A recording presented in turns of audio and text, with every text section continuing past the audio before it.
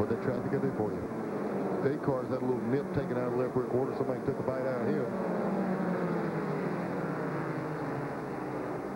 You wouldn't be making jokes about that candy bar sponsorship on the side, would you? If I'd have thought about it, I'd have played a little stronger. Every now and then you'll accidentally say the right thing, you know. 100 laps next time by. I tell you, these drivers, when they call them and say just 200 more laps to go, they know they're 50 laps away from being able to even ask for tires. Yeah, right. And when you're a race car driver, you want new ones every 15 laps. So 50 more laps, these guys will be in a window where they can put some tires on. Now here's Terry Labonte moving up in the 14 car, the MW Windows Chevy. Behind the 2-lapped car, right behind Dennis Setzer in the 59 car, and Ward Burton's lap car. Setzer is on the lead lap in his first drive for the Alliance team and crew chief Ricky Pearson. But Labonte there in 14 just re-upped with MW Windows. They're made about 25 miles from here in Martinsville, and they will sponsor him for all of his Busch races in 1994 and have a big crowd on hand to watch today. Ricky Craven right on Labonte's tail. Craven's car was really quick in practice right up to qualifying. He ran a good lap the first lap, getting the second one. He spun, and I really thought he'd be one of the guys we'd see come right to the front today because his car was so strong all week in practice. He moves underneath Ward Burton.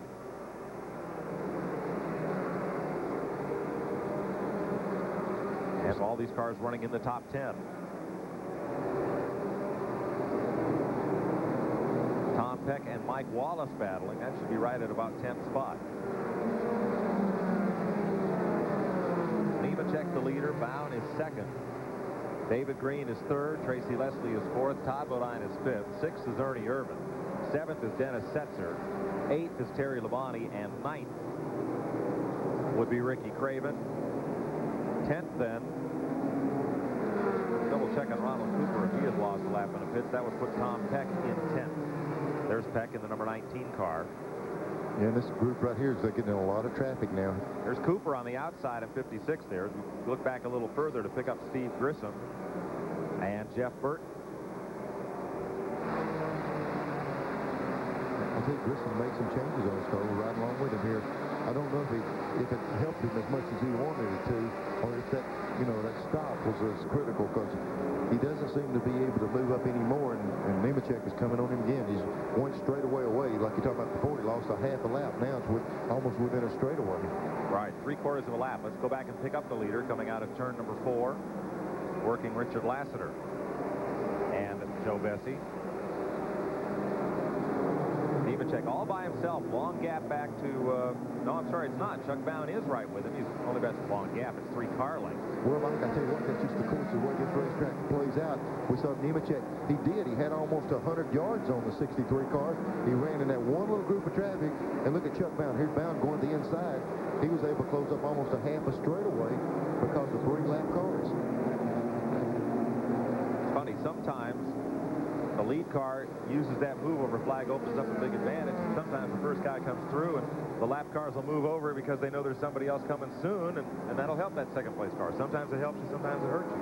Yeah, and a lot of times that driver will see the move over flag. He says, the leader must be behind me. I got to run harder because I don't go a lap down. So, you think the lead guy would take advantage of it, but sometimes it costs him. We're at 109 of 300 laps here at Martinsville, Virginia. Here's the way the top 10 are running, and we'll be right back. TNN Motorsports exclusive coverage of the Advance Auto Parts 500 is brought to you by Smooth Busch Beer and easy drinking Busch Light. Unscheduled pit stop on the backstretch for Pete Silva in the Jack Ingram Kroger car. And the crew kind of slowly gets to work, and we're going to send him right out again without doing much. He will drop to 2 laps down. 117 laps of the book. Joe Nemechek has led them all. Chuck Bound trying to move in. Nemechek, though, has opened up the gap. There it is. Left side of your screen is Nemechek. On your right, Chuck Bound in 63, an Escafane ST Pontiac. And Steve Grissom has gone past Hermie Sadler. And now here's Hut Strickland trying to move up. Sadler Sadler, you see, can't get down to the bottom because Strickland's covering that spot.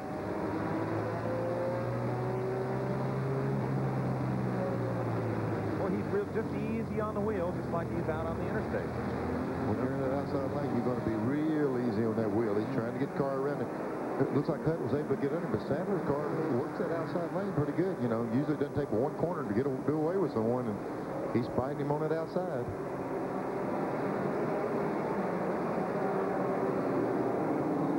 If you look at a Napa Field standing update brought to you by Napa, because there are no unimportant parts.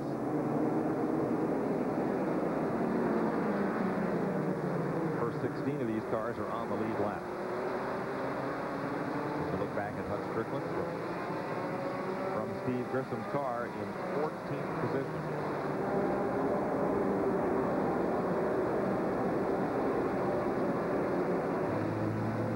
And Grissom right now is about a full straightaway ahead of Nemechek from being lapped if this race continues under green. Only one caution so far, not counting the first few laps we ran under green-yellow, the first 4. Lap 81, Tommy Houston hit the wall hard in turn number 4. Flattened up the right side of his Rosa Stores Ford. They're trying to get that car fixed, or at least trying to get it fixed enough to load it on the truck. Oh, Hermie Sadler around in turn 4. He and Jeff Burton got together. And quickly the caution is out. And quickly he better move, because he's sitting in a bad place right there. He will lose a lap to Joe Nemechek. So caution number 2 at lap 123. It was Jeff Burton and Hermie Sadler getting together at turn 4 with Sadler spinning. And he'll go a lap down. Turned around right in the middle of traffic. A couple of cars stacked up behind him. I thought he might get drilled right there. Well, let's take a break and we'll come back and see who elects to come in for tires. We're not quite halfway.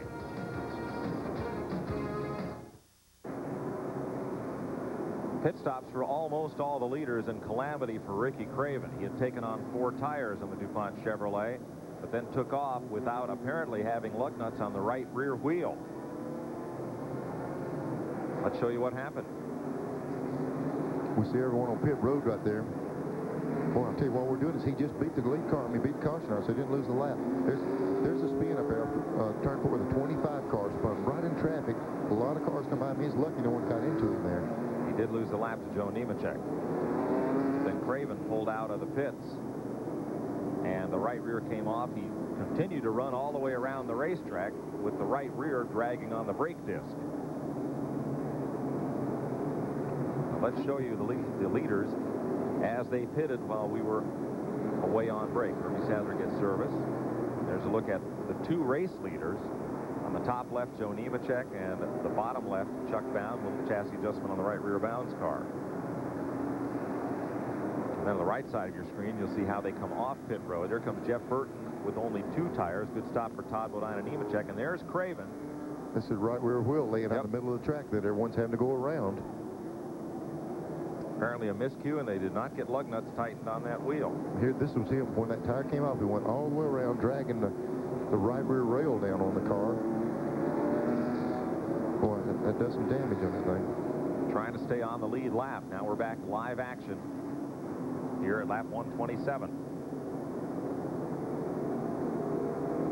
That car was probably dragging under the rear trailing arm to hold the rear housing. There's 2 big long U-bolts, and I think it was dragging on the U-bolts. It might not have done a lot of damage. See him throw his hands up. What happened?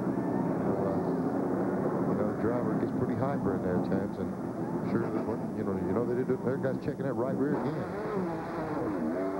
Make sure it's on this time, and he'll handily beat the safety car. So most all the leaders have made stops.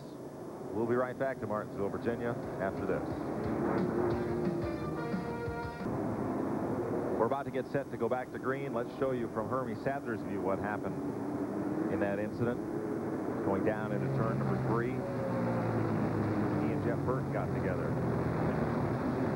Ooh, the car just turned around through. Just like he did get there's that little flapper, that little release in the air out front of the hood opened up. And we're back to green. The leader is Hut Strickland in the Mac Tools Ford. He did not pit under that caution. Joe Nemechek did. and Todd Bodine. Got a great pit stop from Clyde McLeod and crew, so Bodine is now up to third. Tom Peck did not pit. He's the fourth-place car, or if he did, he pitted for only 2. Hutt's got the older tires on his car. We saw him go in the corner sliding a lot. These guys with new tires right behind him. Oh, there they get together. Nemechek and him get together. And he and Hut Strickland really had a slam bang there coming off turn number 2. And Strickland and Hermie Sadler get together there. Strickland tries to get back down into the high groove, and things are stacking up all over. Strickland's car may have been crippled a bit by the contact. See him falling back. You know, they opted not to put tires on. Look at the back of Joe Nemechek's car, Neil. I think he may have a tire rubbing. That was more than casual contact with Hut Strickland. Yeah, it looks like the right side. Look at the right front. He's going to have to come in. He's really got that right front caved in. And the pole sitter, the man who led every green lap until this second caution flag, is on pit road. You can't hardly pit here without losing a lap. Let's see. Glenn? Well, Joe has brought the car in. They're going to the right side. They're having to change the right front tire, pull that fender off of it. It's a really tough break. Definitely that was the fastest car on the racetrack. He's down and away now, but we'll take a look at those tires, and it put a big cut in that right front tire, so it really was rubbing. It wouldn't run very long. Glenn, we're under caution as Terry Labonte may have lost an engine and coasted his car into the garage area, but Nemechek did lose a lap under green, making that pit stop. Let's show you the restart once again. Now there's leader Hut Strickland. Pete Silva up the outside. I think Strickland may have been trying to give Pete Silva room and not seen Nemechek coming on the bottom. Yeah, they got hung up so hard up off that corner. Nemechek was turned directly to the outside wall. Boy, that was one, you know, the next lap after this happened, the 14 car blows the motor. Nemechek still wouldn't have lost that lap, but it's just the way it falls out. So Terry Labonte becomes the third car out of the race as he coasts to the garage. That's the reason for the caution, was Labonte. There's Chuck Bown, who's now moved up into third behind Todd Bodine and Tom Peck. You know, we had a call a little bit earlier that Todd Bodine said he knocked the towing out on his car in the 34 that's leading the race. And it must not be too bad. No. We saw him jumping a couple of curbs earlier. Right. Hut Strickland is pitted on the backstretch. We've talked to a number of these drivers about their plans for next year. One driver for whom things are a little bit up in the air is Chuck Bown. Well, I think I'm going to be right where I'm at. It looks that way. We're still working on some sponsorship deals. We may have a major change within the team and colors and so forth, but I think I'll still be driving with Hensley Racing. Chuck now in third place. Hermie Sadler pits for a right rear tire. Lap 138, almost halfway. And Todd Bodine, who told us when he starts 13th to 16th, he does real good. He's in the lead. Well, if I was him, I'd try to work my qualifying out that way, if at all possible. Yeah. Looked like Hermie Sadler's car while they were in the pits. They took the right rear tire off and put a rubber in the right rear spring. So they're, you know, changing the chassis stuff around this car. Pete Silva comes to the pits on the backside, as does Hut Strickland once again. Here's your top 10. We're under caution. We'll be right back.